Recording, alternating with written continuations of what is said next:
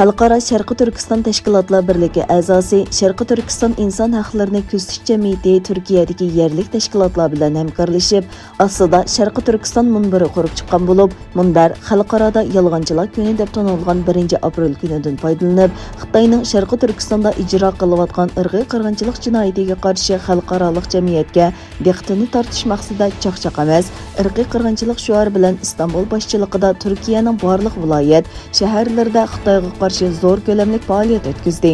Faoliyatga 34 davlatga 200 ga yaqin tashkilot ovoz qo'shgan bo'lib, dunyoning har qaysi joylarida turkcha, inglizcha va boshqa tillarda bayonot e'lon qildi.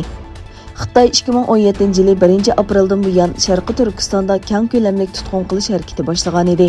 Yana bir tarafdan Shvetsiya Uyg'ur Ma'arif uyushmasining tashkilishi bilan Stokgolmdagi parlament binosi oldida namoyish o'tkazildi.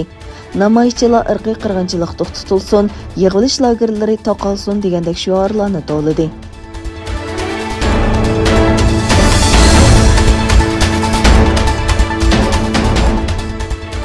Amerika Davlat Majlisining Cumhuriyetchilar partiyasidan bo'lgan a'zosi Michael Waltz Xitoyning Uyg'urlarga yurgizayotgan zulmlari intayin yirginishlik degan. U yaqinda Xabarlar haftaligi jurnalining ziyoratini qabul qilib, Xitoy hukumatining Uyg'urlarga tutgan muomalasi ilgari Rivanda, Sudan, Bosniya va natsistlar Germaniyasida yuz bergan milliy qirg'inchilikqa o'xshaydi degan.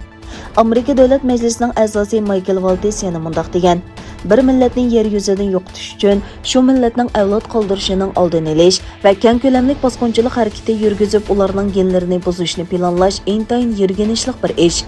Michael Waltz so'zida Xitoy hukumatining navbatda o'zining zo'r iqtisodiy kuchidan foydalanib turib, Amerika shirkatlarining irqiy qirg'inchilikqa qarshi so'z qilishini to'sishga urinayotganligini ayblagan.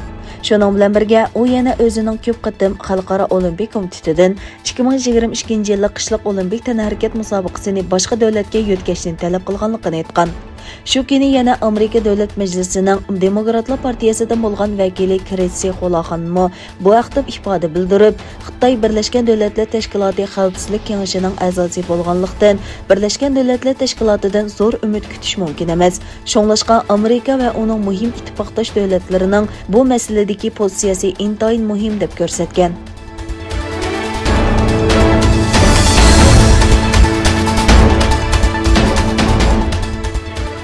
Xitoyning Fransiyada tarqitish huquqiga erishgan davlat kanalida Uyg'urlar uchirgan zulmni inkor qilish uchun saxta Fransiya muxbirlari bilan tashviqot qilganligi oshkorlandi.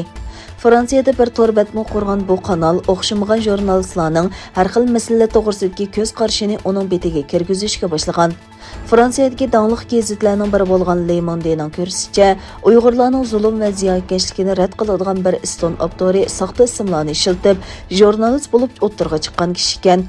Axborot a'zolari o'zini mustaqil jurnalist deb tanishtirgan Lorene Bialman ismli kishining axborot kartasi yo'qligini, Fransiya kasbiy jurnalistlar komitetining a'zosi emasligini bayqagan.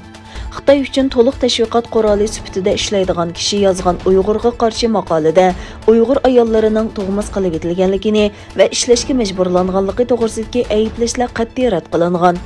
Biamund yana Uyg'urlarning yig'ilish lagerlariga qamalmaydiganligini hamda uning 2014-yildan 2019-yilgacha bo'lgan oraliqda atalmish Shinjongni sonsiz ziyorat qilganligini va Uyg'urlarning bu rayonda xo'shal yashaydiganligini ilgari surgan.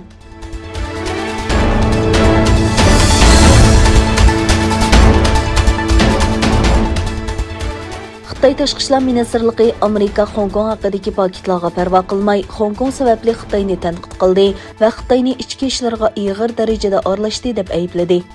Amerika Tashqi ishlar ministri Antony Blinkenning Beijing hukumatining Hong Kong alohida ma'muriy rayonining yuqori darajalik avtonomiyalik qurilmasini qalaymaqonlashtirayotganligini tanqid qilishga qarata, Xitoy Tashqi ishlar ministrligi Xitoy taraf bu ahvoldan qattiq norozi bo'lib, qat'iy qarshi turadi deb inkas qaytardi. Ministerlikning bayonotiga Amerikaning Hong Kongning alohida imtiyozlik o'rnini bekor qilish tahdidining bu rayonning taraqqiyoti va gullanishining oldini ololmaydiganligini ko'rsatib, Amerikani Hong Kong ishlariga aralashishni to'xtatishga chaqirdi. Blinken tönögün özlerining Hong Kong siyosat qonuniga asosan Amerika parlamentiga qilgan yillik xitobnomasi to'g'risida yozgan yozma bayonotida Hong Kongning yerlik qonun bo'yicha bo'lishi kerak bo'lgan avtonomiyalik qurilmasining Beijing tarafidan bekor qilinganligini bayon qilgan.